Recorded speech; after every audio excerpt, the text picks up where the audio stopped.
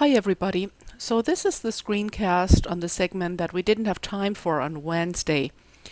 If you remember, we ended by saying that no matter whether you have an intercultural, interracial, or intracultural relationship, love is the driving force behind all relationships. So I did a number of studies with a colleague on love expression. Here are the studies if you want to take a closer look. What we asked was, who says I love you to whom, when, and where? And what we did is study love expression, especially in the United States and Germany. And so here are some results. One of the issues we investigated was the frequency of saying I love you. And what we found is that lovers in both cultures say I love you the most, followed by spouses, parents, grandparents, children, grandchildren, friends, siblings, cousins, and acquaintances. But what we also found is that although in both cultures the average was that lovers say it the most, in the United States lovers say it much more than the Germans do. Here's another chart that shows it in more detail. Now, this is about the frequency of verbal love expression across relationships, so that includes lovers, spouses, parents, and so on. And you see in the United States, the vast majority said they said I love you frequently. Many said they used verbal love expression occasionally, and just a few said rarely or never. However, in Germany, only very few said it frequently, some occasionally and rarely, but the vast majority said it never. So to find out what's going on, we asked some more questions. We studied which is more common: nonverbal love expression, that is, expressing your love through actions; verbal love expression, that is, expressing your love through declarations such as I love you; or equal nonverbal and verbal love expression. And we found out that in the United States, it's just that verbal is much more common and nonverbal less common, but in Germany, verbal is very uncommon, but nonverbal love expression is much more common than in the United States. And we also found out that this pattern is the same in other cultures as well. For example, in Finland, the lack of verbal love expression is even more extreme than in Germany. Some people say if you're lucky, you will hear I love you only once in your lifetime, and that is on your deathbed before you die. Verbal love expression is less frequent not only in Europe. My Japanese husband, for example, told me this anecdote that illustrated high context love declaration, which is more discreet and implicit. He told me that a teacher asked his students to translate I love you into Japanese. It was an American text, and the students were supposed to translate I love you. On the first day, a student translated it as I love you. The teacher said that's wrong. The second day, a student translated it as I like you. The teacher said that's better, but go home and think about it a little more. The third day, a student translated it as the moon is beautiful tonight. The teacher said perfect. So we basically have three ways to express love. Nonverbal, that is, don't say anything, just show it through your actions. Actions speak louder than words, in other words. Then verbal indirect, such as this example from Japan we just heard. And then verbal direct, saying I love you.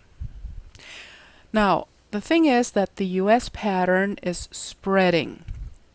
Much of this is driven by US cultural exports, including movies and TV programs.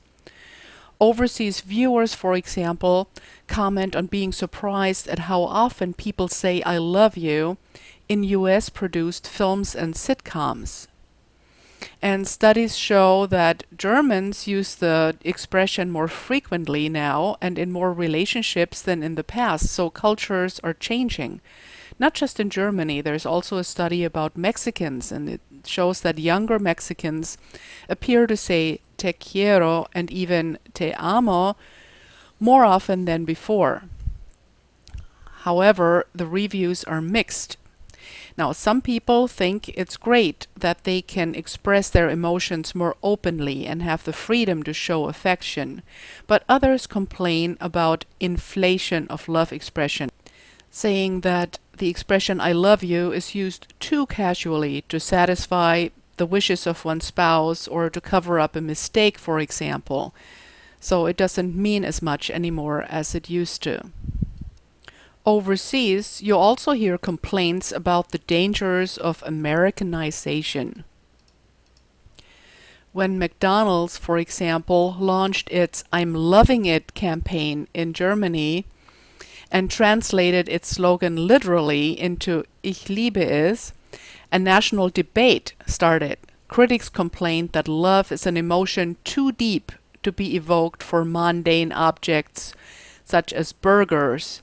A message in an online forum said, the meaningful word Liebe, that's love, is being rendered harmless, and we don't notice how it creeps in. When it is as superficial as in English, it's too late. What, by the way, do Americans say when they want to express that they truly love someone? The problem here is that I love you in some languages, such as Germany, used to be said only when one loves somebody romantically. And so people really find it upsetting when now it's used for other contexts. That is, some people. Now, then there is also the issue of reduced forms. Now, I love you is the full form, and then we have various reduced forms, such as the symbol, the heart symbol, then ILY, and love ya.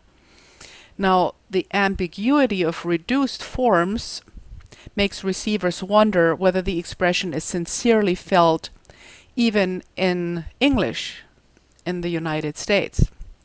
So a US respondent in our research said, many young people end a phone conversation by saying, love ya. It's hard for the listener to discern whether it is genuine or just a cliche. And believe it or not, in intercultural relationships, the expression I love you, whether it's full or reduced, can even be a cause for conflict. In one of our studies where we interviewed different people from different ethnic groups and different nationalities, not just Germans, a Hungarian female said, my partner is American and he feels the urge of declaring his love to me verbally and non-verbally way too often. And he is hurt by my reaction or lack of response. It took me 4 years, but I learned that it is important to him, so I let him say it. And I say it back, surprisingly easily. Saying I love you in English means nothing to me, but I wouldn't dare say it in Hungarian to anyone.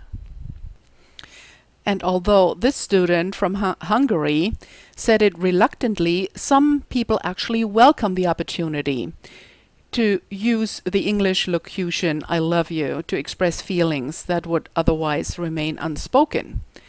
We also heard from a Dutch professor, for example, who said that in my lectures for Dutch as a foreign language, I'm used to ending the lecture by saying, and don't forget, I love you all.